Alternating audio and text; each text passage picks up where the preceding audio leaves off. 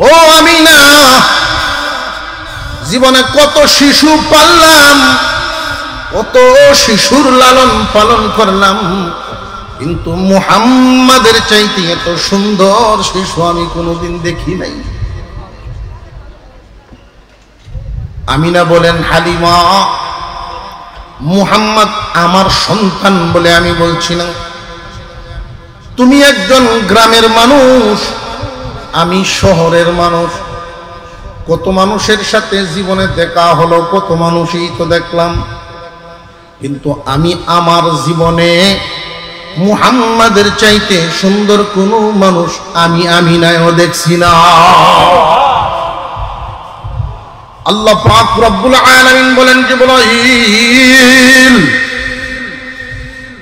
হালিমায়ও কয় দেখছে না, আমিনায়ও কয় দেখছে না, তুমি দেখছো নি?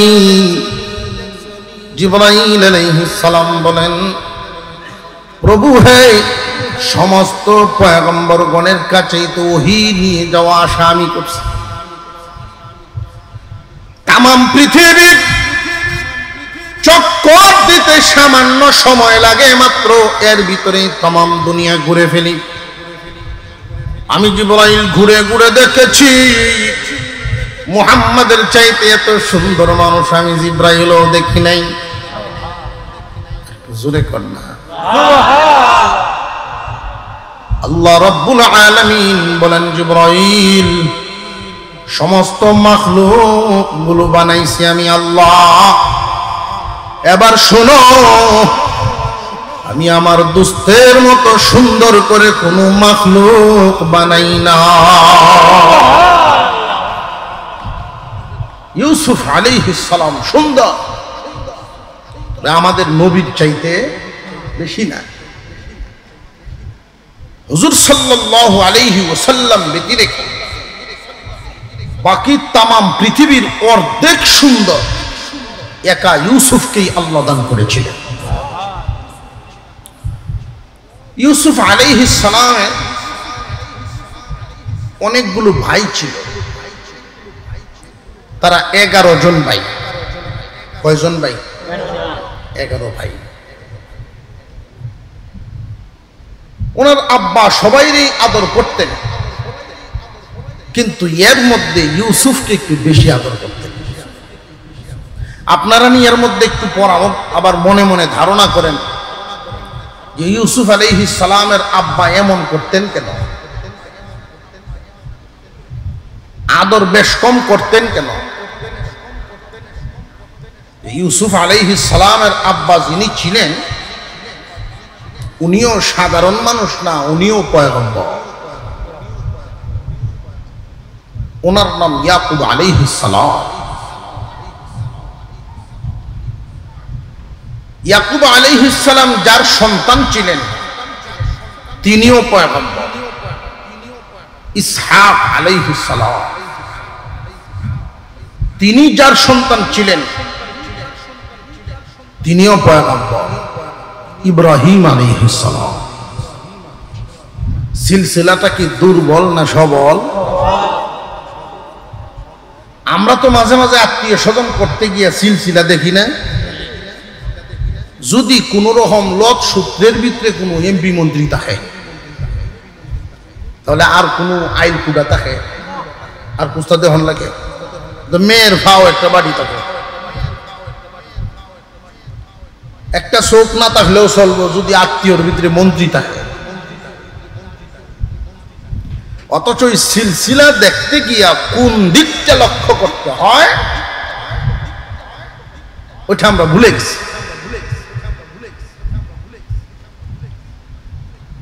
সম্মানীর পুত্র সম্মানী, সম্মানীর পুত্র সম্মানী, সম্মানীর পুত্র সম্মানী। আল্লাহ পাক রব্বুল আলামিনের কাছে সম্মানী কারা, আর জমিনওয়ালাদের কাছে সম্মানী কারা? জমিনের মানুষ সম্মান দেয় চেয়ার দেইকা, টাকা দেইকা, কার চেয়ার কত বড়, কার টাকা কত বেশি। আল্লাহ পাক রব্বুল আলামিন এইগুলো দেখেন না। মহান আল্লাহর কাছে যার তাকওয়া বেশি তারই সম্মান বেশি।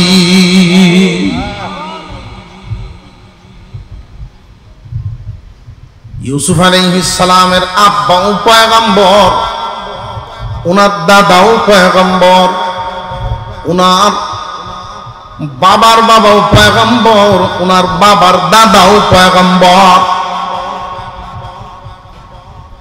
ইউসুফ আলাইহিস সালামকে বেশি আদর করতেন একজন পয়গম্বর হইয়া কেমনে? প্রশ্ন জাগেনি না জাগে না? বাবায় সন্তানদেরকে সমান আদর করবেন, এটা হইল ইনসাফ, এটা আমরার বিচার। কিন্তু একটা কথা মনে রাখবেন, দুনিয়ার সম্পদ বন্টন করা যায় সমানভাবে, আদর সমানভাবে বন্টন করা যায় না। আদর আসে অন্তর থেকে। সম্পদ বন্টন সমানভাবে করতে পারবেন, কিন্তু আদর সমানভাবে বন্টন করতে পারবেন না।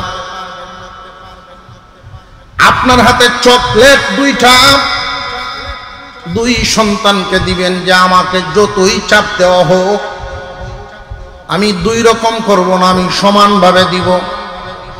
এই যে সমান যে দিলেন, এটা কি আদর না চকলেট? কি দিছেন? দুইজনেরা তো চকলেট দিছেন, এটা দুনিয়ার মাল। জায়গা দিলেন সমানভাবে, এটা দুনিয়ার মাল। আদর তো এমন একটা বস্তু যেটা চোখে দেখা যায় না। একই বাবার দুই সন্তান, এর মধ্যে একটা সন্তানের স্বভাব চরিত্র হইল এমন, বাপ যখন বাহির থেকে আসে গেইটেই গিয়ে ব্যাগ হাত থেকে নেয়। বাপ যখন ঘরে আইসা ঢুকে হাত মুখ ধোয়ার জন্য পানিতে তুলে দেয়। হাত মুখ ধোয়ার পরে যখন মুছতে যাইব গামছাটা নিয়ে দরজায় দাঁড়ায় থাকে। বাবা যখন বিছানার থেকে নামে জুতাগুলো বাউ করে দেয়। বাপ যখন ঘুমাইতে যায় হাত পায়ে তেল মালিশ করিয়া হাত পাও টিপে ঘুম পাড়ায় দেয়। সম্পদ বন্টনের ক্ষেত্রে সমান করা যায়, আদর যে সমান করা যায় না এটা বুঝাইতেছে। এই বাপ যখন একাই বসে থাকুক, মানুষের সামনেই থাকুক, এই দুনু সন্তানের প্রতি দোয়া করবে ঠিক, কিন্তু একটু টান ওই খাদেম ছেলের প্রতি বেশি থাকবে না? থাকবে না? ওই যে খাদেম ছেলের প্রতি, গুণী ছেলের প্রতি বাপের টান, মোহাব্বত মন থেকে আসে। এটা কি বাবার দোষ না ছেলের গুণ? ইউসুফ আলাইহিস সালাম বাবার কাছ থেকে আদর বেশি পাইতেন, এটা ইয়াকুব আলাইহিস সালামের দোষ না, ইউসুফ আলাইহিস সালামের গুণে। ইউসুফ আলাইহিস সালাম চলতেন অন্যান্য ভাইদের মতো না। ইউসুফ আলাইহিস সালামের চাল চলন ছিল একটু ভিন্ন। অন্যদের চলাফেরা, ওঠা বসা, খাওয়া দাওয়া যেই রকম, ইউসুফেরটা ছিল ভিন্ন। বাবার সাথে আচার আচরণ অন্যরা যেমনে করত, ইউসুফ আলাইহিস সালাম একটু ভিন্ন করতেন। ইউসুফ আলাইহিস সালামকে যে বেশি আদর করেন, মনের টান, এটা অন্যান্য ছেলেদের কাছে ভালো লাগে না। ইয়াকুব আলাইহিস সালাম ইউসুফকে সাথে নিয়ে ঘুমাইতেন, এক দস্তরখানে খাইতেন, নিজের হাতে গোসল করায়া দিতেন। প্রশ্ন করতে পারেন যে এগুলো কেন? এইগুলো করার কারণ হলো ইউসুফ পয়গম্বরের বয়স যখন 4 বছর ছিল তখনই উনার আম্মা দুনিয়া থেকে বিদায় হয়ে গেছে। যেই সন্তানের মা তাকে না, ওই সন্তানের প্রতি বাবার টান একটু বাড়াটাই তো স্বাভাবিক। বাজারে গেলেও চিন্তা হয়, কোনো জায়গায় গেলেও চিন্তা হয়, না জানি আমার ভূত কি করে। মুসলমান ইমানদার ভাইয়েরা আমার, যেই দিন থেকে ইউসুফ আলাইহিস সালামের আম্মা ইন্তেকাল করেছেন, তখন থেকেই ইয়াকুব আলাইহিস সালাম ইউসুফের প্রতি আদরের মাত্রা বাড়ায় দিলেন, আদর বেশি করেন যাতে মার কথা বলতে পারে, কান্নাকাটি না করে। ইয়াকুব আলাইহিস সালামের সাথে নিয়েই ঘুমাইতেন, সাথে নিয়েই খাইতেন, নিজ হাতে গোসল করায় দিতেন, অর্থাৎ মা এবং বাবা দুজনের আদর একাই করতেন। আর এই দৃশ্যটা অন্যান্য ভাইদের কাছে ভালো লাগে না, প্রতিহিংসার জন্ম নেওয়া শুরু হয়েছে, আব্বা তারে বেশি আদর করে। হঠাৎ একদিন ইউসুফ আলাইহিস সালাম দেখতে দেখতে দেখতে দেখতে মোটামুটি বড় হইতে লাগলেন। কোন বর্ণনা ইউসুফ আলাইহিস সালামের বয়স হয়ে গেল তখন 13 বছর। কয় বছর? দেখতে দেখতে 13 বছরের মানুষে পরিণত হয়েছে। হঠাৎ একদিন ঘুম থেকে উঠায় উনি বলতেছিলেন, মহান আল্লাহ ওই ঘটনা আমাদেরকে শোনাইতেছেন। ইয ক্বালা ইউসুফু লিআবিহি ইয়া আবাতি ইন্নী রাআইতু আহাদা আশারা কাওকাবান ওয়াশ-শামসা ওয়াল কমার রাআইতুহুম লি সাজিদিন। ও আব্বা, আমি স্বপ্নে দেখেছি আসমানের 11টা তারা।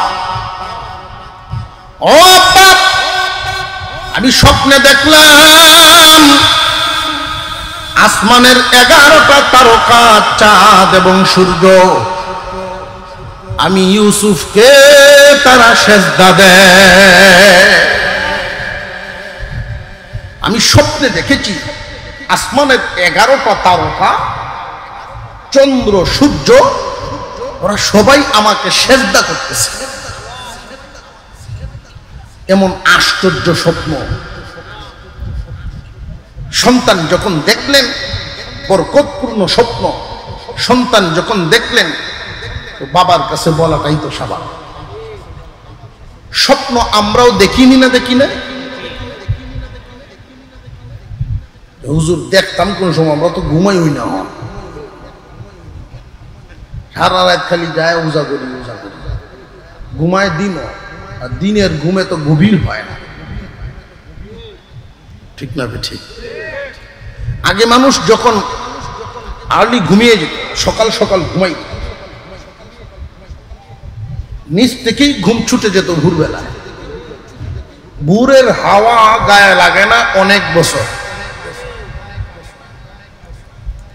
এটা আমাদের স্বাস্থ্যের জন্য মারাত্মক ক্ষতি। আমরাও স্বপ্নে দেখি, আমাদের স্বপ্নটা 3 ভাগে বিভক্ত। একটা স্বপ্নের নাম এহনি, আরেকটা স্বপ্নের নাম শয়তানি, আরেকটা স্বপ্নের নাম রাহমানি। প্রত্যেক মুমিনকে আল্লাহ কিছু স্বপ্ন দেখান তার ভবিষ্যতের কর্মপদ্ধতির ইঙ্গিত হিসেবে। সব মুমিন এটা বুঝার যোগ্যতা রাখে না। আবার কিছু স্বপ্ন শয়তানে দেখায়, কিছু স্বপ্ন জেহেন থেকে আসে, জেহনি। এই যে সারাদিন যা করে স্বপ্নেও তা দেখে।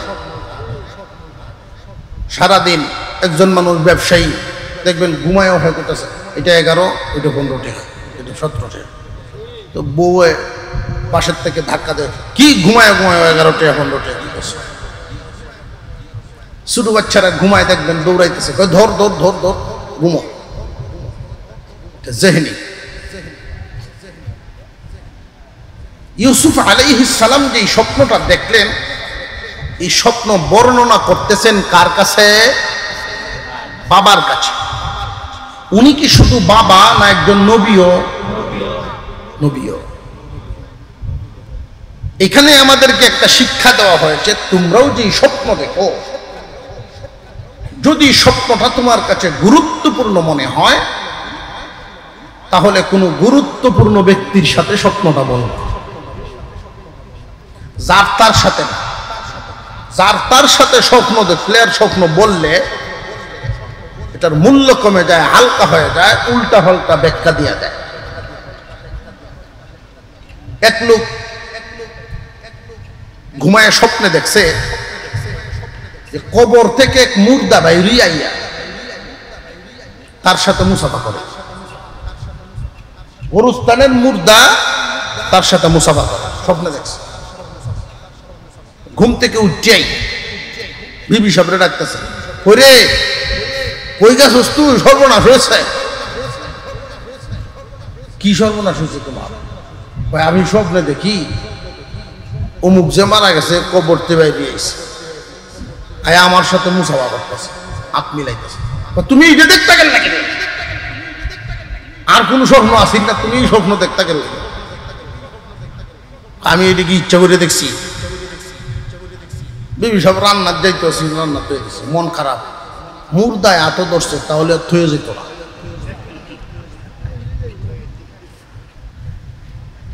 তারও মন খুব খারাপ, ঘর থেকে বাইরেছে, পাশে এক দোকান আছে, এখানে চায়ের দোকানটা দিয়েছে। তা আমরা যত চার দোকান, সংসদ ভবন না, প্রত্যেকটা চায়ের দোকান ছোটখাটো সংসদ ভবন, এখানে সব ধরনের আলোচনা হইতেছে। বুদ্ধিজীবী আছে, ডাক্তার আছে, ইঞ্জিনিয়ার আছে, সার্টিফিকেট নাই একবারও। হুজুর এখন ঠিক না ঠিক চলতেছে। ওই জায়গা থেকে মনটা খারাপ, তো আরেকজন জিগায় কি ব্যাপার মন খারাপ? আর কইয়ের না, একটা স্বপ্ন দেখছি। তো কি দেখছ? আমি স্বপ্নে দেখি যে অমুক যে মারা গেছে মুর্দা, উনি কবর থেকে বাইরিয়া আমার সাথে হাত মিলাইতেছে। আরেক কোনার থেকে একজনে জবাব দেখছে ব্যাখ্যা, তো তাহলে আর বেশি দিন টিকছই না। যাও আদা খান খাইছি, চায় দিছি, থইয়া মনটা খুব খারাপ করিয়া মসজিদের ইমাম সব যিনি ছিলেন ভালো আলেম, ওনার কাছে গেছে। হুজুর আপনারা খুঁজতেছি, আপনি কে? কই এই মহল্লারই, মসজিদ আইন আর কি, এই জন্য চিনেন না। ইমামের সাথে পরিচয় অত দরকার নাই। থানায় যদি নতুন ওসি আসে, দেখবেন নেতা ফেতা খেতা ফাতি নেতিটা আছে, সাক্ষাৎ করে, হুজুর স্যার আমি অমুক, আগের স্যারের সাথে খুব মিল আছে না নাই? তো ইমাম যদি নতুন কেউ আসে, 6 মাস গেলেও এই মহল্লায় তার বাড়ি। আমি মহল্লারই, মসজিদ আইনের জন্য চিনেন না। এটা খুব ভালো কথা, মসজিদও যাইন না আপনি, এটা খুব ভালো। না হুজুর ভুলে হয়েছে। তো কেয়ার লাগিন আসলেন যে একটা স্বপ্ন দেখছি। যে কি স্বপ্ন? স্বপ্নটা হলো আমি এক মুর্দার সাথে হাত মিলাইছি, উনি কবর থেকে বাইরে আমার হাত ধরছেন, মুসাফা হয়েছে। হুজুর বললেন একটু ভালোই চলেন, নামাজ কালাম ঠিক করলেন। তাহলে ওর তো হেডেই আমার আরো মানুষের কইছে যে আমি বেশি দিন টিকতাম না। তো হুজুর হাসতেছেন আর বলতেছেন যে আরো মানুষের কাছে বলতে গেলেন কেন? আপনার স্বপ্নের ব্যাখ্যা হলো কোন জেল কাটুইয়া আসামি আপনার সাথে মুসাফা করবে। গুরুস্থানের একটা রূপ জেলখানা, আর জেলখানার একটা রূপ গুরুস্থান। হুজুর জানটা বাঁচাইলেন কোন রকম। এখন কি মনটা একটু শান্তি হয়েছে, 4টা খাই বাড়ি গিয়া। 2 দিন পরেই তার এক শালা ফল ফ্রুট লই আইছে জেল খাটতে, জামিনে আইছে, দুলাভাইয়ের সাথে সাক্ষাৎ করতে হয়েছে। কারণ বর্তমান সময়ে এমন একটা হালত চলতেছে, যদি কেউ জেলও যাইতে পারে, হ্যাঁ নেতা, জেল খাটলেই নেতা। মানুষের সাথে এই গপগুলো করে 15 দিন জেলও আসলাম, এটা একটা বাহাদুরি বোঝা যাইতেছে, ক্রেডিট নেই। দুলাভাই আইসি, 4-5 দিন আসলাম, আটকায় রাখছি না, আইসি। আইসস তো ঠিকই, আমারও তো ফেরেশান বানায় আইসস। স্বপ্ন যার তার সাথে বলতে যাবেন না। আমরা ঘুম থেকে উঠি হাওড়ো বইয়া বলা শুরু করে দিই, আলবাওয়াত গিয়ে বলা শুরু করে দিই। স্বপ্ন দেখবেন যেটাকে আপনি গুরুত্বপূর্ণ মনে করবেন যে এই স্বপ্নটার হয়তো কোনো একটা ব্যাখ্যা হতে পারে, তাহলে গুরুত্বপূর্ণ ব্যক্তির কাছে গিয়ে স্বপ্নটা বলবেন। মনে থাকবো তো ইনশাল্লাহ। ইউসুফ আলাইহিস সালাম স্বপ্নটা বলতেছেন, উনি স্বপ্ন দেখছেন আসমানের 11টা তারকা, চাঁদ এবং সূর্য ওনাকে সেজদা করতেছে। স্বপ্নটা কি দুর্বল না সবল? স্বপ্নটা এমনি ভাসিয়ে দেওয়ার মতো না গুরুত্বপূর্ণ? উনি বলতেছেন ওনার আব্বাকে। উনি কি শুধু আব্বাই না নবীও? ইয়াকুব আলাইহিস সালাম সন্তানের মুখ থেকে স্বপ্ন শুনলেন, শুইনাই টান দিয়া বুকের সাথে জড়ায়া ছেলেকে আদর, কপালে চুমা দিলেন, আদর করে দিলেন। আদর করিয়া তিনি বলতেছেন, ক্বালা ইয়া বুনাই, হে আমার কলিজার টুকরা সন্তান, লা তাকসুস রুইয়াক, বর্ণনা করবা না তোমার এই স্বপ্নটা। এই স্বপ্ন তুমি বলবা না আলা ইখওয়াতিক, বিশেষ করে তোমার ভাইদের কাছে। তোমার ভাইদের কারোর কাছে এই স্বপ্ন কিন্তু তুমি বলবা না। কেন জানোনি? ফায়াকিদু লাকা কাইদা, এই মুবারক স্বপ্ন যদি তারা শুনে যে এটা তুমি দেখছো, এই মুবারক স্বপ্ন তুমি দেখেছো, তারা যদি শুনতে পারে তাহলে প্রতিহিংসার জ্বালায় আরো জ্বলবে, ভিতরে ভিতরে আরো জ্বলবে। জ্বলেই তারা ক্ষান্ত থাকবে না। ফায়াকিদু লাকা কাইদা, তোমার বিরুদ্ধে চক্রান্তের জাল বুনাইব। আপন ভাইদের ব্যাপারে আল্লাহ পাক এই আয়াতগুলো নাজিল করে শুধু ঘটনা শোনানোর উদ্দেশ্য রাখেন নাই, এখান থেকে আমাদের শিক্ষা হাসিল করাটাও রেখেছে। ছোট ভাই এত মুবারক স্বপ্ন দেখেছেন, তারা শুনলে প্রতিহিংসার আগুনে জ্বলবে, চক্রান্তের জাল বুনবে। কেন? তারা না ভাই? সমাজের মধ্যে দেখবেন এক ভাইয়ের উন্নতি হইলে আরেক ভাইয়ের ভিতরে ভিতরে একটু জ্বলে, এমন পরিবারও আছে না নাই? নিজ বংশের ভিতরে, নিজ গোষ্ঠীর ভিতরে, নিজ গ্রামের ভিতরে, নিজ দলের ভিতরে একে অপরের সাথে যত প্রতিহিংসা, দূরের কোনো মানুষের সাথে এত প্রতিহিংসা হয়। নিজের ভিতরে যে গ্রুপ আর দলাদলি, নিজ ভাইয়ের সাথে যে ধাক্কাধাক্কি ঠেলাঠেলি শুরু হয়, কথাগুলো খুব মনোযোগ দিয়ে শুনবেন। আল্লাহ পাক ইউসুফ আলাইহিস সালাম আর ইয়াকুব আলাইহিস সালাম দিয়ে আমাদেরকে বুঝাইছেন যে নিজেদের ভিতরে যে গন্ডগোল শুরু হয়, এটা শুধু তারা নয়, তোমরার ভিতরেও আছে। আর এটা কেন হয় আল্লাহ সেটাও উল্লেখ করে দিয়েছেন। ইন্নাশ শাইতানা লিল ইনসানি আদুব্বুম মুবিন, নিশ্চয়ই শয়তান মানুষের প্রকাশ্য শত্রু। কোন একটা পরিবারে যদি 5টা ভাই থাকে, সমাজের মধ্যে এই 5 ভাইওয়ালা পরিবারের একটা গুরুত্ব থাকবে যদি এদের ভিতরে মিল থাকে। এরা 5টা ভাই, ইচ্ছা করলেই এদের বিরুদ্ধে কিছু করা যাবে না। সামাজিক একটা ভালো অবস্থান থাকবে, কিন্তু শয়তান এটা চায় না।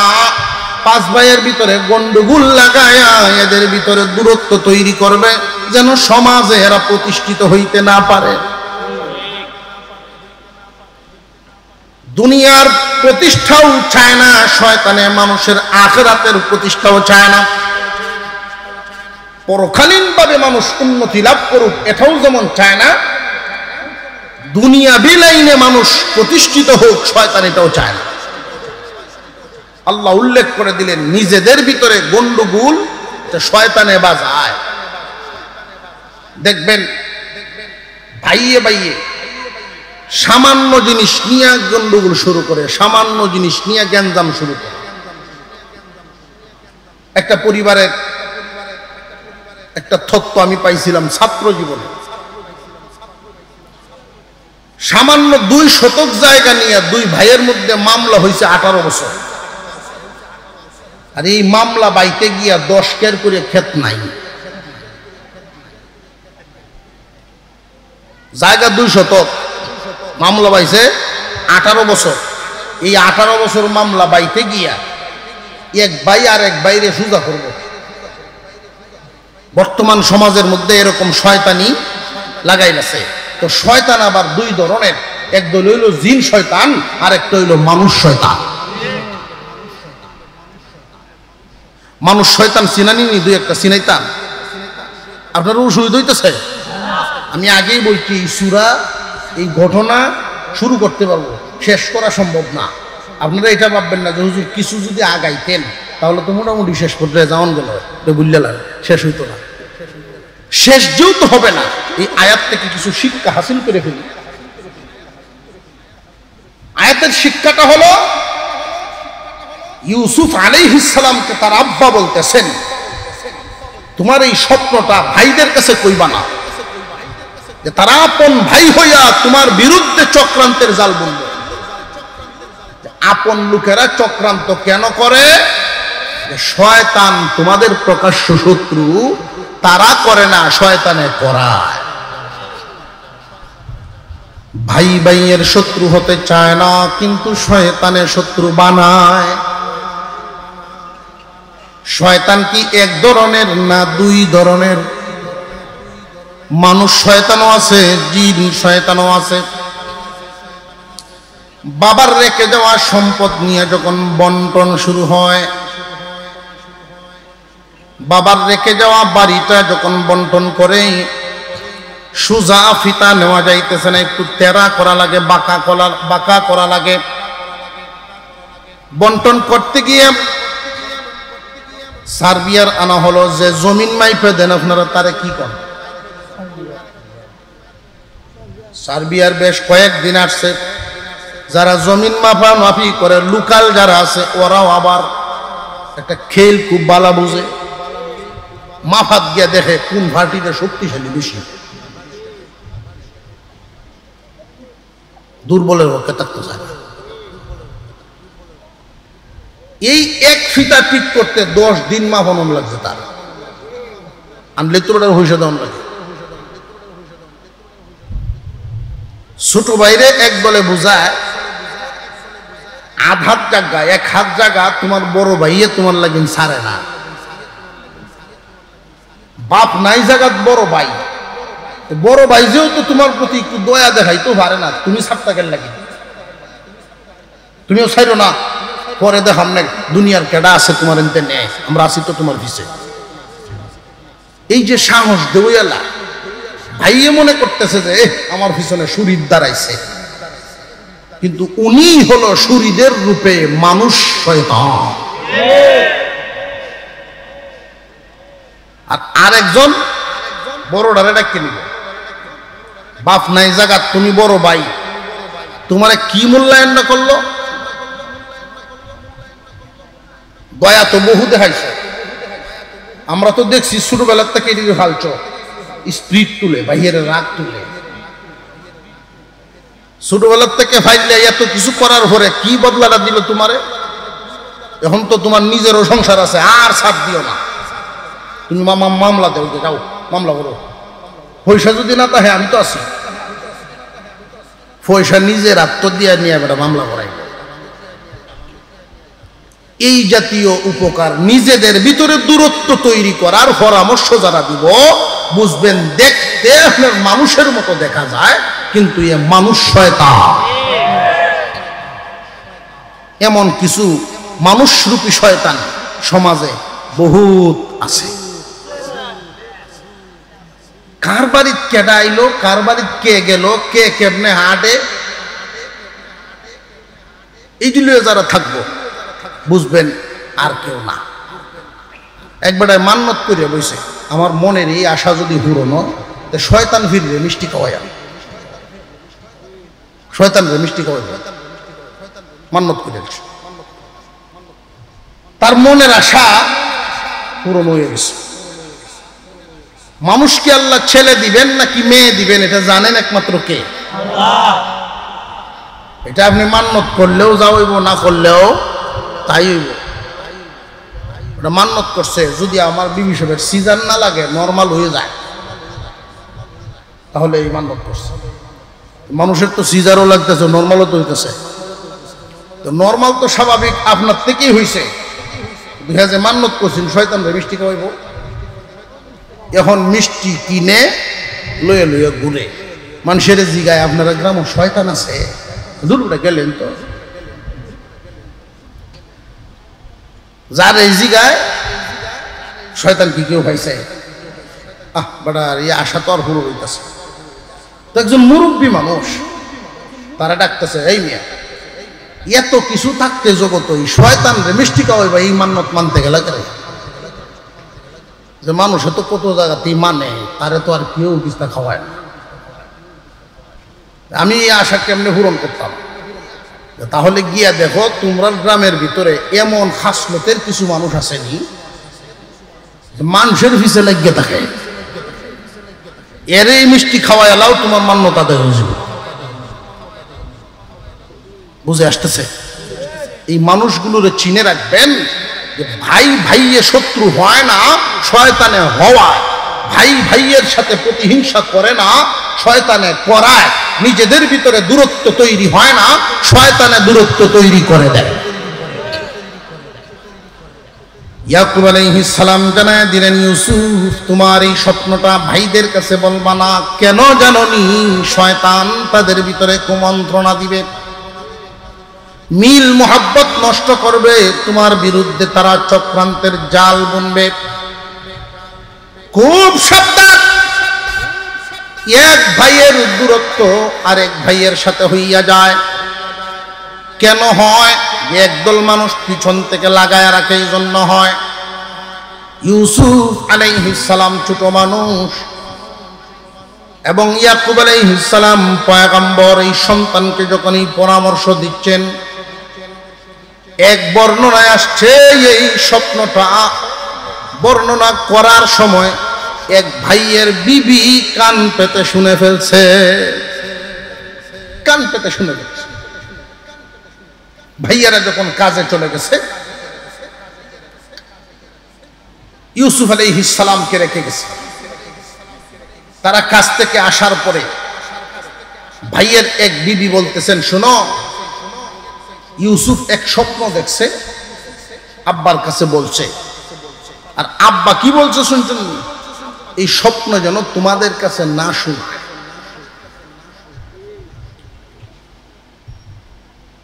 যে তাই নাকি? বলে হ। আমরা যে মনে মনে ধারণা করি যে আব্বা ইউসুফরে বেশি পছন্দ করে, বেশি পছন্দ করে, এখন তো বুঝতে পারছো আর সহ্য করা যায় না, আর মান্য নিতাম না। এখন কি করবা? আল্লাহ পাক সেই কথাও তুলে ধরছেন কুরআনুল কারীমের ভিতরে, উকতুলু ইউসুফ, ইউসুফকে মেরে ফেলো। নাউযুবিল্লাহ। কোন ইউসুফকে মেরে ফেলো, আও ইতরাহু আল্লাহ, আও ইতরাহু আল্লাহ। ইউসুফকে মেরে ফেলো, আর না হয় দেশান্তর করিয়া দাও। আব্বা ইউসুফকে বেশি আদর করে, এতদিন মুখে মুখে বলতাম, এখন তো প্রমাণ হয়ে গেছে আসলে উনি যে বেশি আদর করেন এটা কি বাবার দোষ না ইউসুফের গুণ? ইউসুফ আলাইহিস সালাম ভাইদের সাথে চলতেন, উঠা বসা করতেন। ইয়াকুব আলাইহিস সালাম মাঝে মাঝে ভাবতেন, আমাদের পর দাদা মুরব্বী ইব্রাহিম আলাইহিস সালাম পয়গম্বর ছিলেন, এরপরে এই দায়িত্ব পালন করেছেন ইসহাক আলাইহিস সালাম, তারপরে এই দায়িত্ব পালন করেছেন ইয়াকুব আলাইহিস সালাম। উনি মনে মনে ভাবেন, আল্লাহর নাম এই জমিনে কে প্রচার করবে, এই পতাকা কে উঠায় রাখবে? আমার 12 জন ছেলে সন্তান, এই 12 জন ছেলে সন্তানের মধ্যে কে এই দায়িত্ব পালন করবে? উনি যখন ছেলেদের দিকে তাকাইতেন, নবীওয়ালা একটা নজর আছে আর সাধারণ মানুষের একটা নজর আছে। 2 নজর কি সমান না বেশ কম? উনি যখন নবুয়তের নজর দিয়ে তাকাইতেন, ইউসুফ আলাইহিস সালামের কপালে নূর দেখতে পাইতেন। ইউসুফকে যে বেশি আদর করতেন কারণ আছে না নাই? ছেলেরা এটাকে প্রতিহিংসায় রূপ দিল, আর সহ্য করে না। উকতুলু ইউসুফ, ইউসুফকে মেরে ফেলো, আবিতরাহুহু আরদা, অথবা দেশান্তর করো। কথা এখানে 2টা, হয়তো মেরে ফেলো আর না হয় বাড়ি ছাড়া। এমন জায়গায় দেশান্তর করবা জীবনে কোনোদিন যেন ইউসুফ বাড়িতে আসতে না পারেন। যখন ইউসুফ আর আব্বার সামনে থাকবে না, আমাদেরকে আদর করা ছাড়া আব্বার আর কোনো গতি থাকবে না। আমাদের দিকে তখন পুরাপুরি আদর চলে আসবে, পুরা নজর আমাদের দিকেই চলিয়া আসবে। তো সব ভাইদের অন্তরে দয়া মায়া কিন্তু সমান হয় না। দেশান্তর করা এক ব্যাপার, জানে মারা আরেক ব্যাপার। অপরাধ কি 2টা সমান না বেশ কম আছে? এক ভাইয়ে জবাব দিলেন, না, জানে মারা যাবে না, হত্যা করা যাবে না। এ ভাই সকল, আব্বার নজর যদি আমাদের দিকে আনতেই হয়, ইউসুফকে হত্যা করা যাবে না, জানে মারা যাবে না। আমাদের কাজটা যদি হইয়া যায়, জানে মারার দরকার কি? জানে মেরে ফেললেও যেইভাবে আব্বার চোখের আড়াল হবে, দেশান্তর করলেও তো চোখের আড়ালেই হইল। আমাদের উদ্দেশ্য হইল পিতা পুত্রের দূরত্ব তৈরি করা। আমাদের উদ্দেশ্য যদি সফল হয়, তাহলে কাজটা করাটা ছোট যে অপরাধ হইতে করা দরকার। কথা বুঝে আসতেছে? ইউসুফ আলাইহিস সালামের ভাইয়েরা যদিও এখানে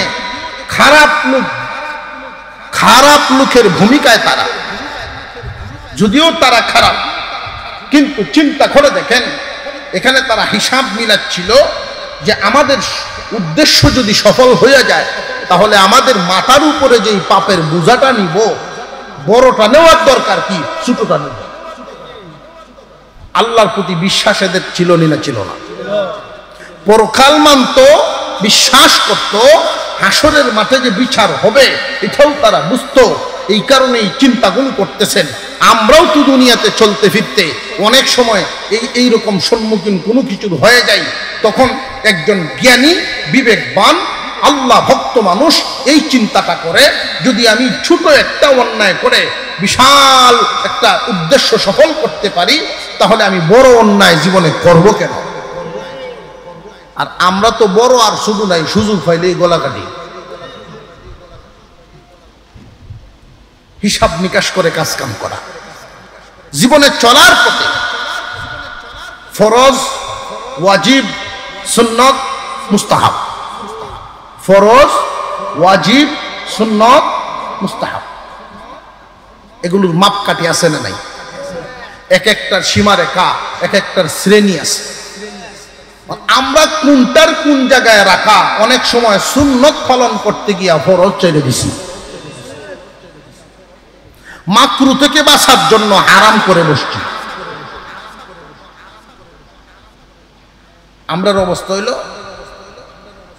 একবারে গ্লাস দেয়া একটা কাপ দিয়ে মদ খাইতেছে, মুস খুব লম্বা লম্বা, মুসটা তুলা দে লয়, মুসটা তুলা দিয়ে মদ খায়। আরেকজনের জিগায় মদ খাইতেছ, মুসটা তুলা দেখে লাগে মুজ ভিজায় খাওয়ান মাকরু হইল নাকি? মুজ ভিজায় খাওয়ান মাকরু, খাইতেছে কিতা? এটা কিতা? এরার যে অবস্থা, আমাদের চাল চলনের অনেক ক্ষেত্রে এই অবস্থা। নফল কাজগুলোর জন্য ফরজ ছেড়ে দেয়। পাল্লা দিয়ে মাপতে জানি না, স্কেল নাই, মাপকাঠি নাই। ইয়াকুব আলাইহিস সালামের ছেলেরা সিদ্ধান্ত নিল যে আমাদের উদ্দেশ্য হলো পিতা পুত্রের দূরত্ব তৈরি করা। জানে মারলেও যেমন দূরত্ব হইব চোখের আড়াল,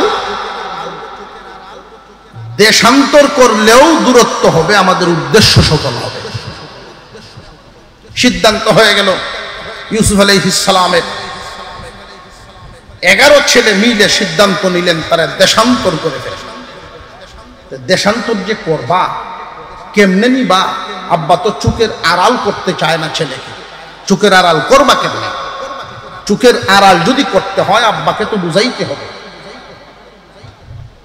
তো একদিন সফরে নিবেন সাথে। এই সফরে নেওয়ার কথা বলে যে আমরা যেখানে কাজ কাম করতে যাই ওই জায়গাটা অত্যন্ত মনোরম পরিবেশ, সুন্দর, ইউসুফের খুব ভালো লাগবে, আমাদের সাথে দিয়া দেন। আমার বড় ভয় হয়, ওইখানে অনেক বাঘ ভালুক থাকে, যদি আমার ইউসুফকে বাঘে খেয়ে ফেলে। তারা 11 ভাই মিলে আব্বার সাথে পরামর্শ করছে, ও কথা দিছে আমরা দেখে শূন্য রাখবো, আমরা যে থুইয়া ইউসুফকে বাঘে খেয়ে ফেলবে, আমরা থাকি না তাই তো সমান কোথায়।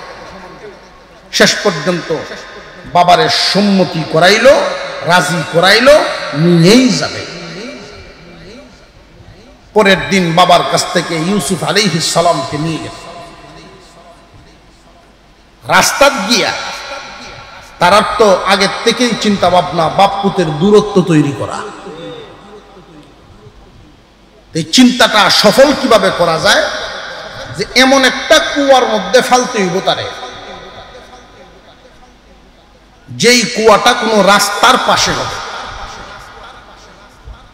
এক দেশের মানুষ আরেক দেশে চলে, এক দেশের কাফেলা আরেক দেশে যায়, এমন একটা জায়গা।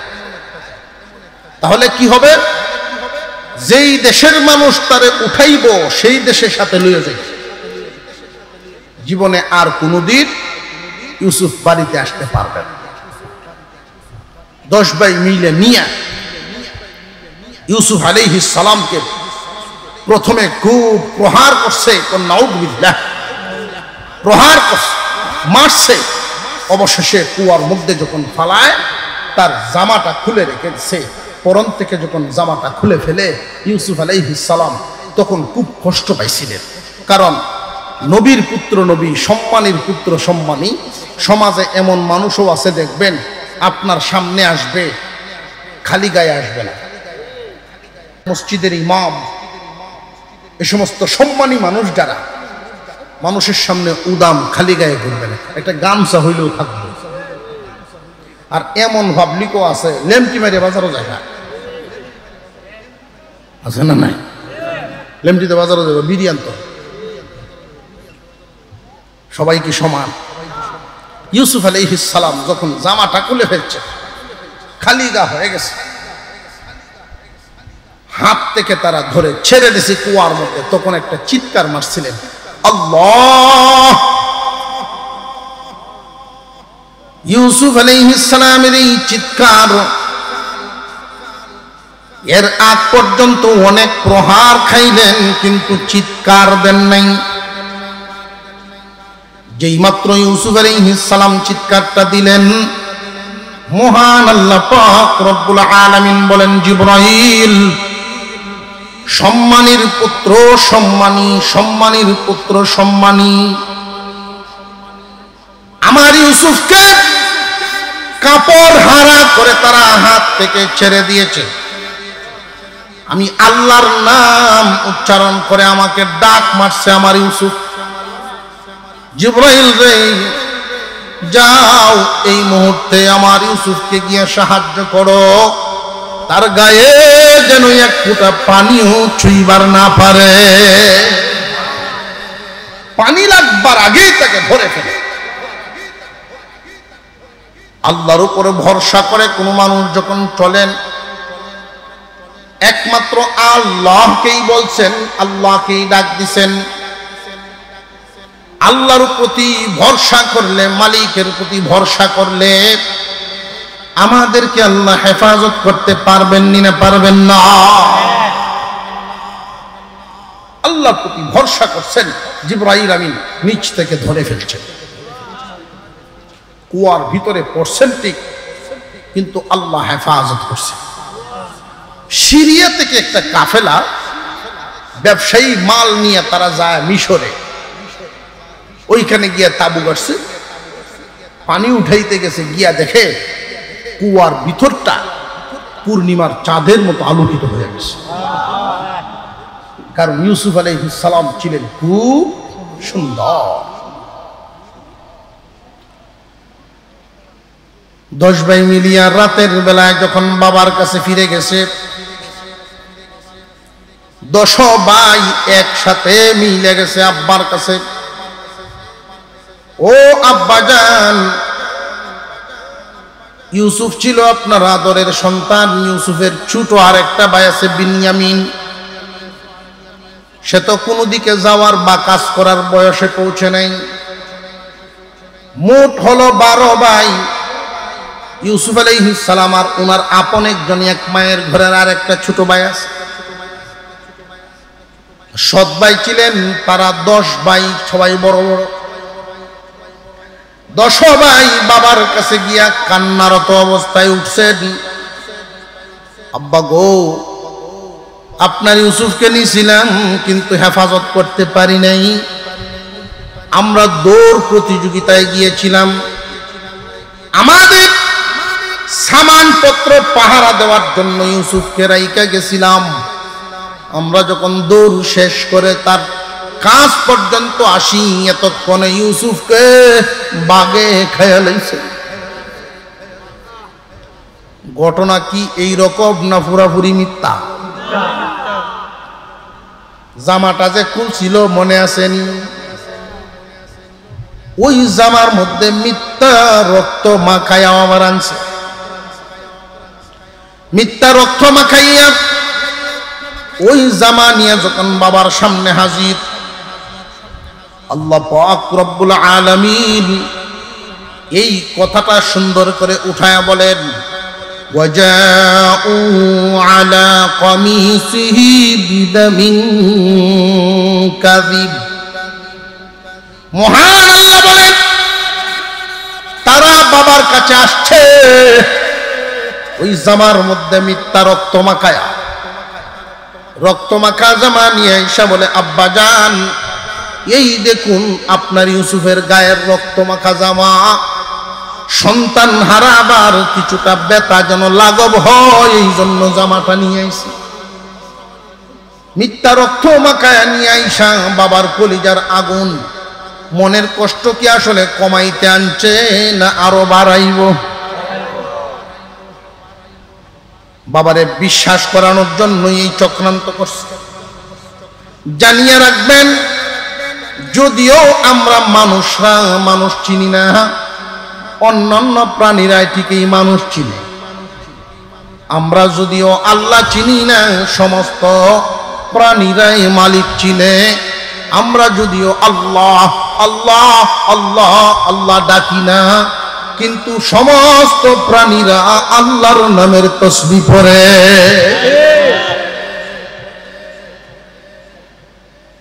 ইয়াকুব আলাইহিস সালাম জামাটা হাতে নিলেন। জামা হাতে নিয়ে এমন এক কথা বলছেন, যেই কথার দ্বারা তাদের চক্রান্তের গলা কাটা গেছে। তারা মিথ্যা রক্ত মাখায় আইনা বলছিল, আব্বা এই নিন, ইউসুফের জামাটা কোন রকম আনতে পারছি, ইউসুফ রে আনতে পারি নাই, এই নিন জামা। জামা হাতে নিয়ে উনি বললেন যে, কিরি বাবা হল, আমার পুত্রে যে খাইলো জামাটা তো একটু চিরা নাই। বাঘে কোন দিক দিয়ে বাইর করছে বুতামও ছিড়ল না, জামাও ফারল না, বাইর করলো কেমনে? তবে যেই বাঘে খাইছে রে বড় শিক্ষিত বাঘ, যেই বাঘে খাইছে বড় বড় শিক্ষিত বাঘ। এখন তো এক ভাই আর এক ভাইয়ের দিকে ছায়া থেকে কইডি কি করলাম, এটা কেমন ভুলটা করলাম, একটু ভাইরে আনলে তৈল ফাইরিয়া যে আনবো। আমাদের ব্রেনটা কি আসলে আমরা চালাইতে পারি? চালান কে? আল্লাহ যদি কাউরে ধ্বংস করতে চান, আল্লাহ যদি কাউরে ভুল পথে নিতে চান, দেখবেন স্লিপ কাটবো সামান্য একটু, মাথা একটু ঘুরান দিলি হয়, হাজার হাজার মানুষের সামনে এমন এক কথা কইব, এক কথায় সর্বনাশ গেছে না, এক কথায় সর্বনাশ। এক ভাই আর এক ভাইকে দেখে এটা কি কামনা করলাম, 10 জন উঠে এসে বসছে, যাই হইছে না হইছে, এই শিক্ষিত বাঘে খাইলো কেমনে, বাইর করলো কেমনে?